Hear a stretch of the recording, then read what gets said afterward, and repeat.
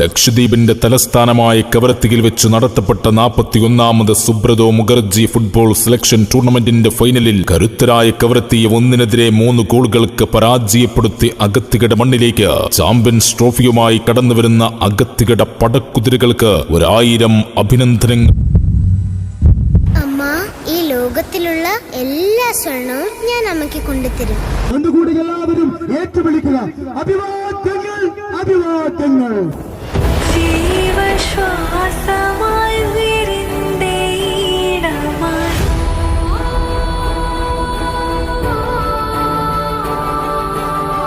വിരയിൽ അറിയുന്ന പ്രാണന്റെ കണികയാ